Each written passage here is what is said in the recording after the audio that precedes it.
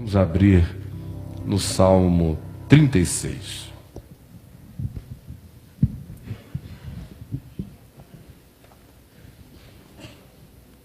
Salmo 36.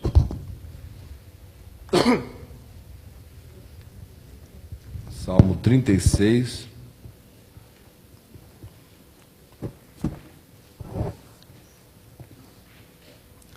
Que diz assim, minha gente. Todo mundo com a melhor atenção, o melhor coração. Há no coração do ímpio a voz da transgressão. Há no coração do ímpio. O ímpio é um ser que abomina a piedade, abomina a misericórdia, o amor. Por isso ele é chamado de ímpio, é um ser sem piedade, que acha que piedade é fraqueza, que misericórdia é moleza, que amor é bobagem. Há no coração desse tipo de ser humano a voz da transgressão. Porque se você fizer a supressão da misericórdia, do amor, da justiça e da fé no coração, o que sobra é o vazio aonde cresce e grita naturalmente a voz da transgressão. Aquela voz que induz ao desvio, a voz que chama o ser para a tortuosidade, que o conclama a um caminho de morte, de ausência de misericórdia, aonde ele se torna a medida de todas as coisas. E quem quer que esteja no seu caminho e que lhe atrapalhe vai ser atropelado. E disso ninguém escapa. Ou o coração está cheio de amor, misericórdia e fé, ou seja, de piedade, ou então ele vai ser possuído pela voz da transgressão. Essa é uma lei espiritual e psicológica da qual ninguém foge. Não há temor de Deus diante dos seus olhos, é óbvio, porque não é possível conciliar um coração vazio de amor, de misericórdia, de justiça e de fé com temor a Deus, porque onde há temor a Deus há essas outras coisas. Porque a transgressão o lisonjeia a seus olhos. Esse indivíduo se sente lisonjeado pela possibilidade da transgressão. Ele se sente adulado pela transgressão, cantado, seduzido. É como se a sedução o afirmasse como pessoa, a transgressão o afirmasse como indivíduo. Se transforma em lisonja diante dos seus olhos, a oportunidade de uma trapaça, a oportunidade de uma volta, a oportunidade de fazer alguma coisa que ninguém venha a descobrir, mas que para ele seja ou um prazer, ou seja um ganho do ponto de vista material, ou do ponto de vista de poder, ou qualquer que seja a perspectiva. Essas oportunidades chegam aos seus olhos como uma lisonja. O indivíduo diz: eu sou o máximo. Que estelionatário maravilhoso que eu sou. Que adúltero extraordinário eu me tornei. Que safado fidalgo eu consegui construir para mim. Que canalice mais cavalheira eu desenvolvi. Ele começa a se sentir lisonjeado pela sua própria transgressão. Vira currículo. E lhe diz que a sua iniquidade não há de ser descoberta e nem detestada. essa voz que cresce no vazio da piedade, da misericórdia, do amor e da justiça no coração, que acaba gerando o coração do chamado ímpio, do ser impiedoso, conta para ele a história também de que a sua transgressão é de fato um privilégio, é fruto da realidade dele ser mais esperto do que o mundo inteiro, faz uma afirmação de coeficiente de maldade nele, e ele se jacta disso. E essa mesma voz que ecoa dentro dele diz a ele que a sua iniquidade, aquilo que não é equânime, que é o iníquo, é a iniquidade, é a injustiça, o que ele está fazendo e praticando, não há de ser descoberta. Vai firme, meu irmão, ninguém vai saber. Você é malandro demais para ser descoberto. O indivíduo começa a dizer, ai meu Deus, eu sou bom mesmo nesse negócio. Depois da 10ª vez que ele faz, ele diz, eu vou abrir um curso de iniquidade e de transgressão. Depois de muito tempo, ele quer ser PhD nisso e vender essa história. Ele começa a vender em bar, ele começa a contar para os amigos. Depois de um tempo, ele vai ganhando essa segurança de que ela não será descoberta, e se for descoberta, não será detestada. Ela vai acabar se transformando numa inspiração para outros. Porque os pequenos ensaios que ele faz provocam tanta risadaria, tanta gozação, ele se transforma em heróis do pequeno ímpio, que olha para ele e diz, ai meu Deus, quando eu crescer eu quero ser assim.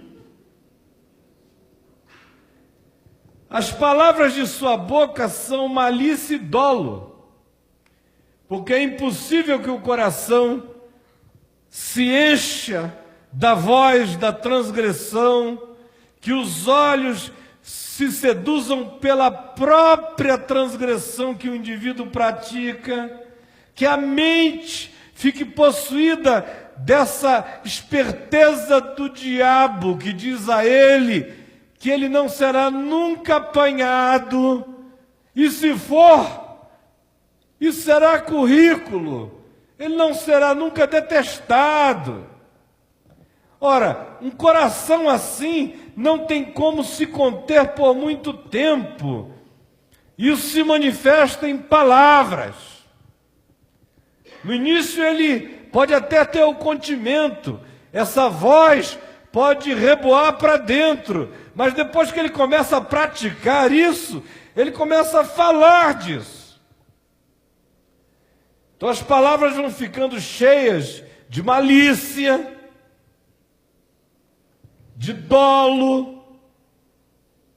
Você sente que existe maldade no que é dito, no início de modo muito subreptício, subliminar, às vezes vem carregado de uma insinuação que pode ser interpretada de maneira dupla, mas vai chegar a hora em que a arrogância da perversidade nele crescerá tanto que ele se tornará explícito. Por quê? Porque no processo, ninguém vai se tornando assim sem abjurar o discernimento, ou seja, sem menosprezar, sem largar qualquer que seja a vontade de ter sabedoria, porque sabedoria passa a ser coisa de idiota, de otário, de fraco. E essa é uma sequência que inevitavelmente vai produzindo essas coisas aqui. Não há ninguém que se livre dessa escadaria abaixo. As palavras da boca são malícia e dolo. Abjurou o discernimento. Discernimento não, o que vale é esperteza, e esperteza é a inteligência do insensato. A inteligência do sábio é o discernimento. Ele abjurou o discernimento e a prática do bem.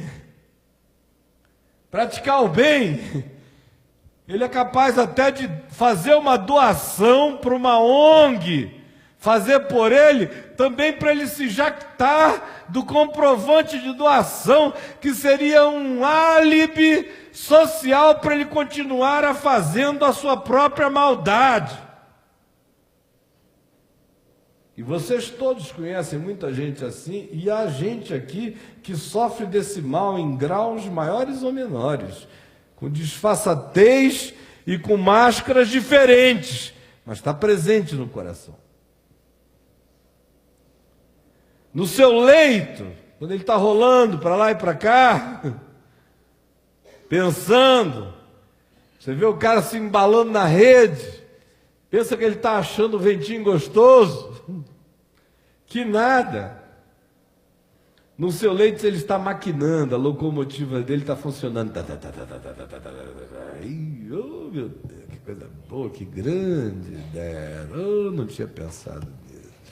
Como eu posso me dar bem nessa? Ninguém vai nem ficar sabendo. Oh, ele maquina a perversidade, ele está ali, só juntando os pedaços. A mulher dele olha para ele, está tudo bem aí, meu amor? Ah, estou pensando como o churrasco estava bom. Ele está pensando como ele vai comer, transformar o próximo em picanha. Detém-se no caminho que não é bom. Ele para, ele gosta. Então você veja a sequência, esse coração e esse estado mental produzem um falar que vai acabar se denunciando na malícia e no dolo, produz uma atitude de pensamento, que é essa de abjurar o discernimento, produz um caminho prático, porque ele também, abjurando a prática do bem, o que vai acontecer é que ele vai fazer opção pelo que é ruim, ele não conseguirá transformar a impiedade em alguma coisa que se contém apenas num processo mental. Ela vai vazar por palavras e por ações. Portanto, ele se detém no caminho que não é bom, porque a vontade dele é transformada. A vontade dele agora está toda contaminada por esse espírito. E o lugar onde ele encontra o seu conforto, onde ele se detém, onde ele para, onde ele dá atenção, com quem ele gosta de estar, é com gente do mesmo jeito, é no caminho que carrega a mesma carga. Ele se detém no caminho que não é bom. E os sentimentos dele ficam comprometidos, é óbvio. Ninguém vai enchendo a mente, coração dessas coisas, sem alterar a confissão da boca, sem mudar valores que fazem-no abjurar o discernimento e a prática do bem, sem que isso leve para um processo vicioso mental de maquinação da perversidade, sem que isso induza a deter-se no caminho que não é bom, e afeta os sentimentos dele, porque ele não se desapega do mal. Ele passa a ter assim um desejo visceral pelo mal. Só sente prazer no que faz mal a alguém. Só sente prazer na traição, na infidelidade, no desvio, no engano. Se você disser, olha, há um dinheiro limpo para ganhar, ele diz, pô, que chato, tudo que é otário ganha dinheiro assim.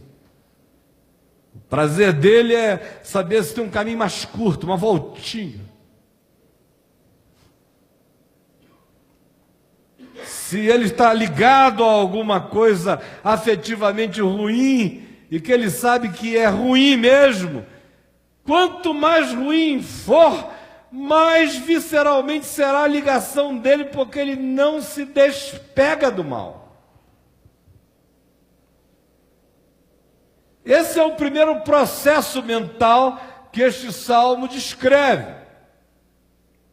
E ele tem a ver com uma realidade simples afirmada por Jesus, que ao se multiplicar a iniquidade, o amor se esfria de quase todos, de modo que aonde o amor não está presente, cria-se a ambiência para o viveiro da iniquidade.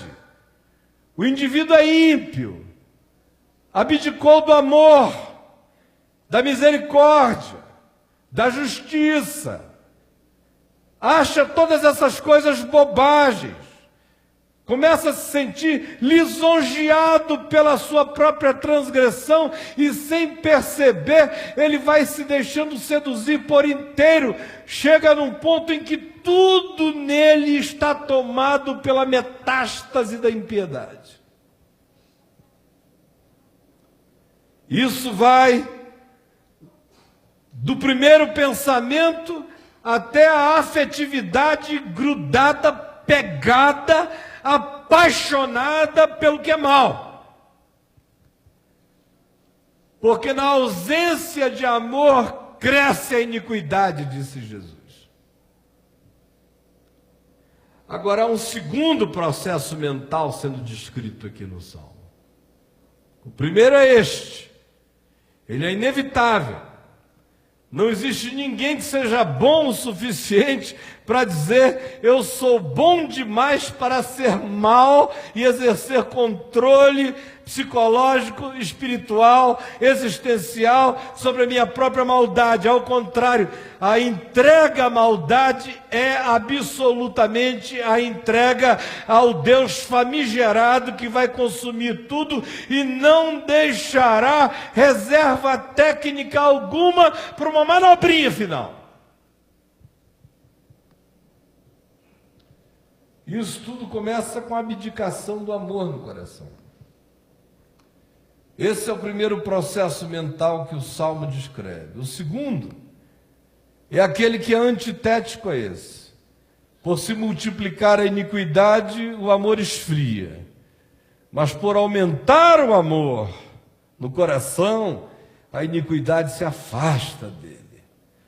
Por crescer a piedade na mente, no processo mental, na vontade, na decisão, na escolha, na busca do discernimento, no exercício de palavras misericordiosas, bondosas, construtivas e generosas, na vontade de não deixar o coração ser lisonjeado por qualquer que seja a nossa própria maldade, ao contrário, repudiando aquilo que, por mais residual que seja, mas que em sendo maldade ou perversidade ou alegria da impiedade possa existir em nós, é que o coração vai abrindo espaço para o amor crescer.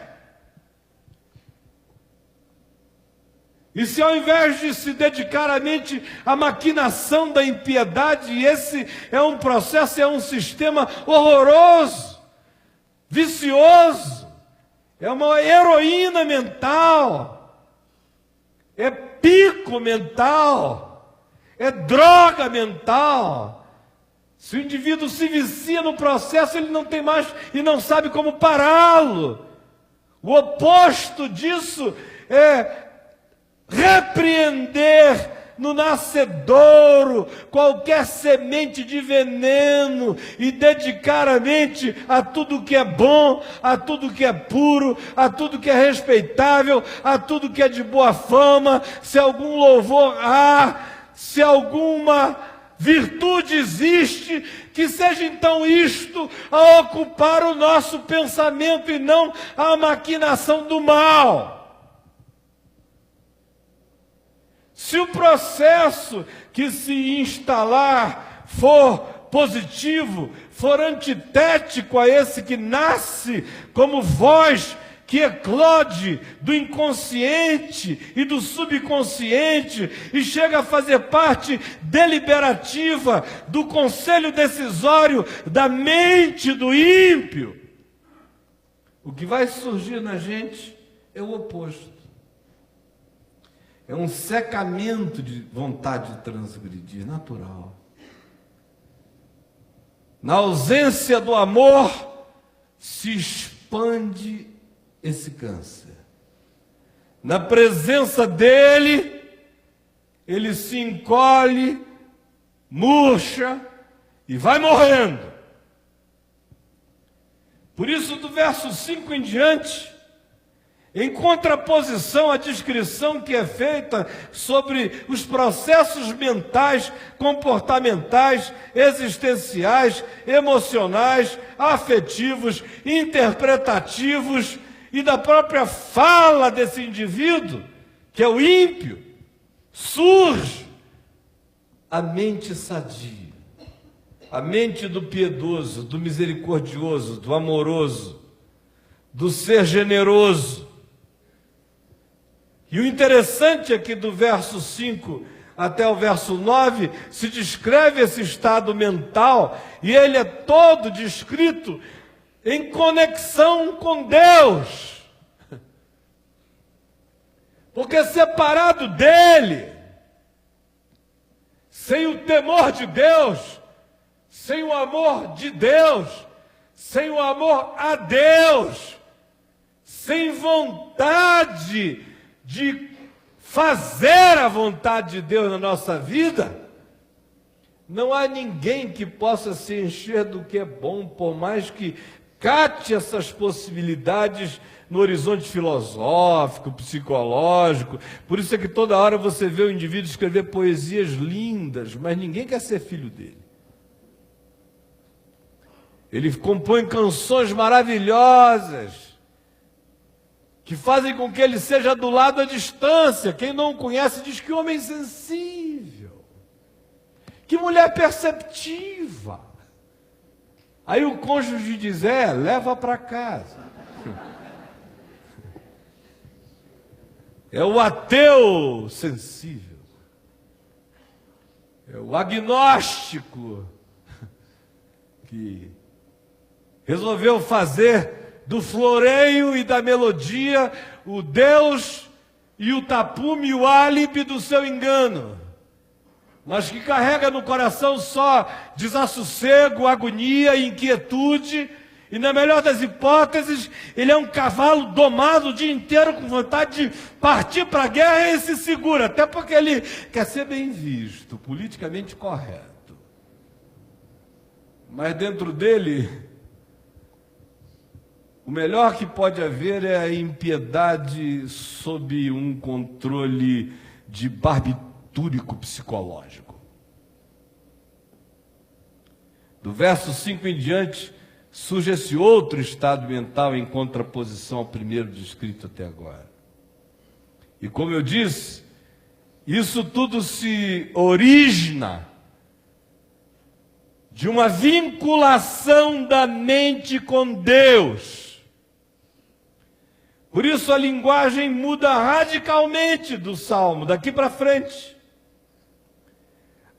A tua benignidade, Senhor, chega até aos céus, até as nuvens, a tua fidelidade. Bondade humana só nasce no coração se ela for gestada em nós pela percepção da bondade de Deus para conosco.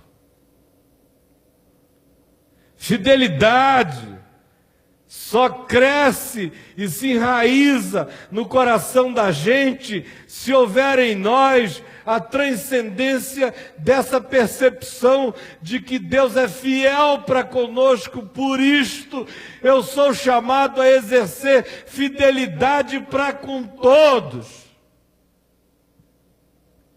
A tua justiça é como as montanhas de Deus, e os teus juízos como um abismo profundo. É como um ser que ganha prazer no alpinismo da justiça. Ele quer escalar, escalar, escalar, porque isso tem a ver com Deus. É como um mergulhador que ganha prazer em visitar as regiões mais profundas do juízo, do discernimento e da sabedoria e da compreensão, porque isso tem a ver com Deus. Tu, Senhor, preservas os homens e os animais em contraposição à ação do impiedoso que deseja destruí-los e passar por cima deles. Quem quer que desenvolva o espírito de preservação do próximo, da natureza, da vida e de tudo que existe, desenvolve isto por causa do reflexo da luz de Deus nele, da imagem de Deus nele, porque ele sabe que se ele não olhar a vida com o olhar de Deus, o seu olhar apenas verá a lisonja da iniquidade, e nela se satisfará.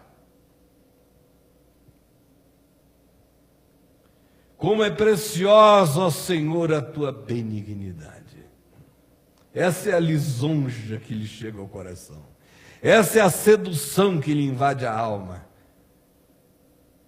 É a preciosidade da benignidade de Deus. E porque Deus é benigno, Ele é constrangido pela benignidade de Deus, pois o amor de Cristo nos constrange, julgando nós isto. Um morreu por todos, logo todos morreram, para que aqueles que vivem não vivam mais para si mesmos, mas para aquele que por eles morreu e ressuscitou. Pois também é a bondade de Deus que nos conduz ao arrependimento. Por isso, os filhos dos homens se acolhem à sombra das tuas asas, porque Deus é bom e misericordioso.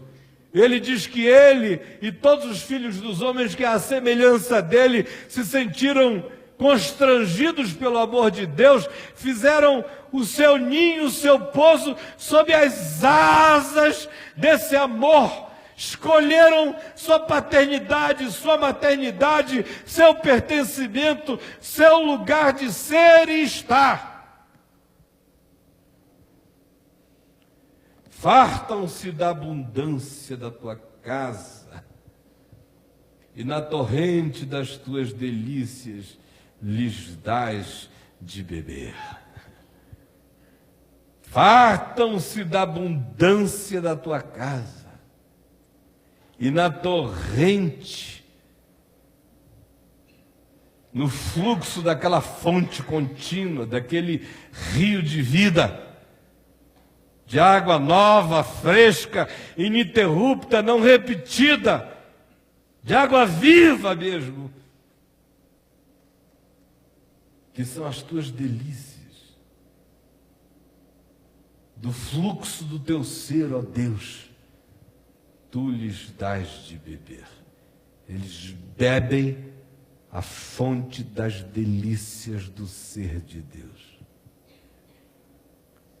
Pois em ti está o manancial da vida. Não existe o menor equívoco de achar que o manancial da vida está no Monte Olimpo, ou nos filósofos gregos, ou nos franceses, ou em qualquer outra escola de pensamento, ou nos teólogos da cristandade, ou nos monges tibetanos, ou no sábio, ou no rico, ou nas palavras de sabedoria de Bill Gates a crianças do 6º ano escolar nos Estados Unidos, como alguém me enviou ontem na internet. Bonitinho, mas não produz a vida que é. Pois em ti está o manancial da vida, na tua luz vemos a luz. Essa é a declaração de olhar.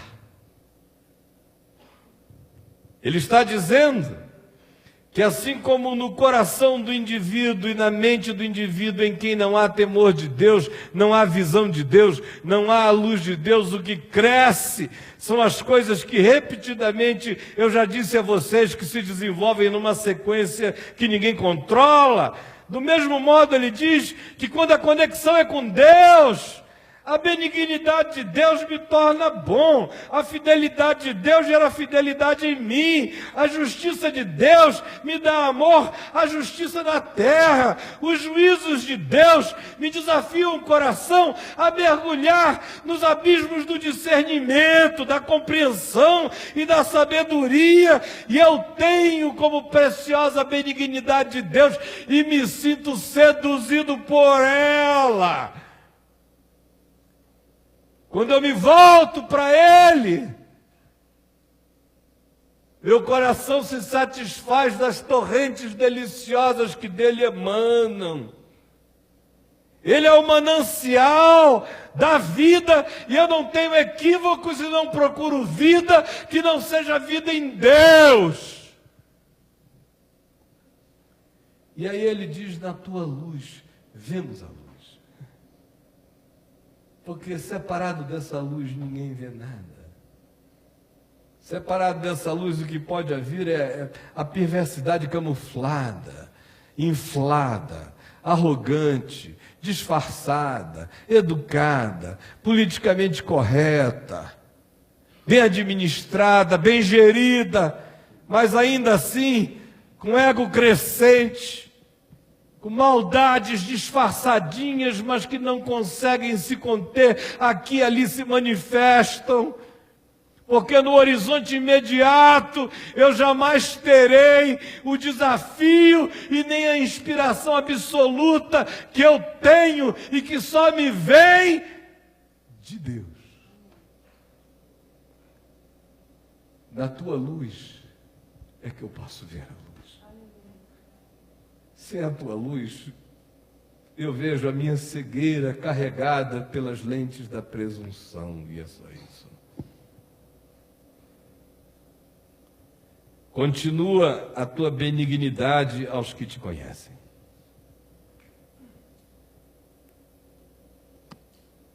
Ou contínuas é a tua benignidade para os que te conhecem, embora o Salmo diga continua a tua benignidade aos que te conhecem, e a tua justiça aos retos de coração. Não me calque o pé da insolência, nem me repila a mão do ímpio. Tombaram os obreiros da iniquidade, estão destruídos e já não podem levantar-se. É só uma questão de tempo. Escolha qual é o seu processo mental. O primeiro é fruto da ausência de amor a Deus, de entrega da mente a Deus, da vida a Deus mesmo. Aí o que vai surgindo, por mais sutil que seja, é a voz da transgressão. Transgressão educada, transgressão polida, transgressão a lá Itamaraty, transgressão política, transgressão ideológica, transgressão autojustificada, autoenganada, transgressão que diz o que eu posso fazer, o mundo é assim mesmo. E ao final crescerá um cancro horroroso, e a voz que rebumbará na sua alma é essa que convida você para um caminho de morte. Ou escolha o processo mental que só é gestado em nós pela decisão de entregarmos a mente a Deus e de dizermos, porque tu és bom, eu quero ser como o meu Pai que está nos céus. Essa é a lógica espiritual de Jesus o tempo todo. Sede perdoadores por causa do perdão do Pai que está nos céus. Sede misericordiosos por causa da misericórdia do vosso Pai Celeste. Sede generosos, até para com os inimigos, por causa do vosso Pai Celeste, que faz vir chuvas sobre justos e injustos. Escolhei o caminho da sinceridade e da verdade, porque Deus vê o coração. Seja a vossa palavra sim, sim, e não, não, porque Deus é o Deus cujo juízo visita a todos os abismos.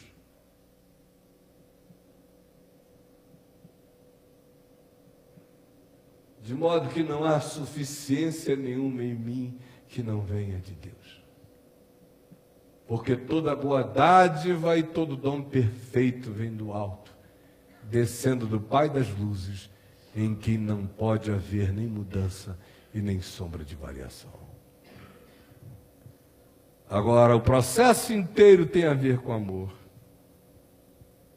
Abjure o amor e a iniquidade vai crescer e não há ninguém que possa contê-la.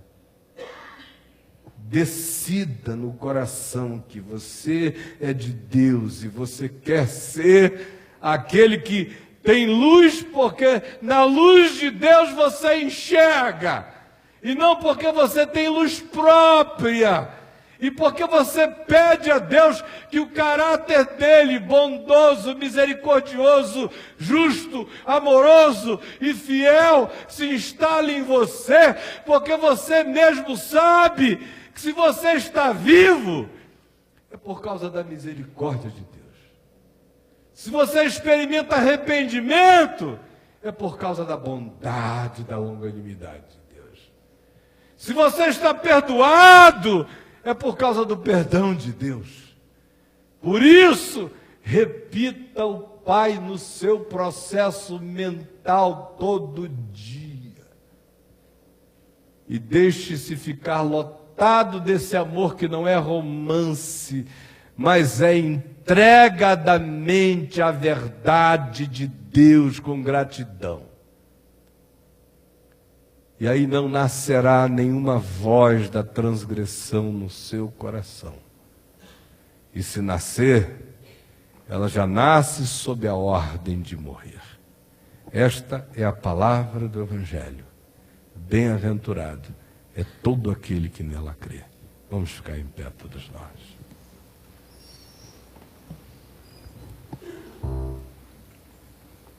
Vamos dar as nossas mãos.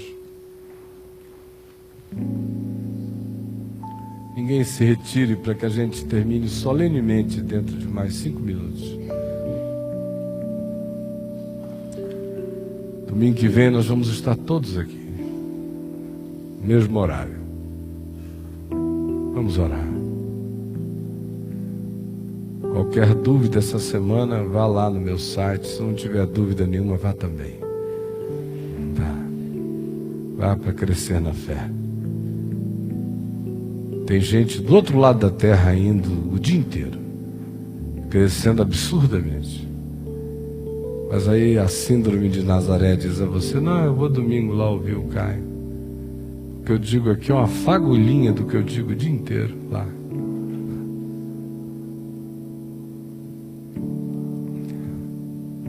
Eu não estou pedindo para você não me desperdiçar, não.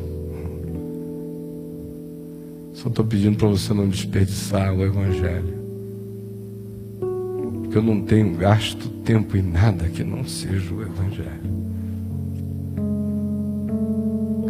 E o que me resta de vida, eu quero que ela seja toda gasta, até o final, no Evangelho.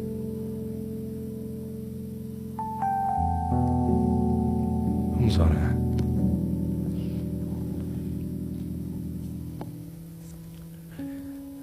Senhor Jesus, esses dias são tão maus. A gente pode ficar com a mente doente fácil. A gente pode se corromper com uma rapidez enorme. É tudo tão intenso, são tantas vozes de transgressão querendo entrar na gente por todos os poros do nosso ser. Por favor, salva-nos do coração impiedoso ainda que disfarçado de religioso, de moralista, de legalista. Tanta gente supostamente pregando o evangelho, são pessoas torpes, perversas, diabólicas até. Falam do teu nome o dia inteiro, mas não tem nenhum temor de ti. Salva-nos dessas sutilezas. Dá-nos entender que o único preservativo para o nosso ser nessa terra e nesse mundo é uma ligação em espírito e em verdade contigo. Por favor, dá que por causa da tua benignidade nós nos tornemos melhores. Por causa das tuas misericórdias constatadas por nós em nós, nós nos tornemos misericordiosos. Dá que por causa da tua fidelidade para conosco, nós aprendamos o prazer na fidelidade. Dá que por causa das tuas palavras de vida em nosso favor, nós tenhamos prazer em abrir a nossa boca para falar palavras de vida para o próximo. Cala as vozes da transgressão em nós, enchendo o nosso coração com a presença do amor e do teu temor, que não é medo de Deus, é reverência amorosa, grata, séria, para que a gente não seja corrompido e não se perca, e não nos tornemos gente monstruosa, esquisita, com as emoções destruídas pela maldade, querendo depois curar leucemia com esparadrapo sem perceber que a doença é mais profunda. Porque não há ninguém que transgrida o mandamento da vida e continue sadio. Por favor, Espírito Santo, Espírito da verdade,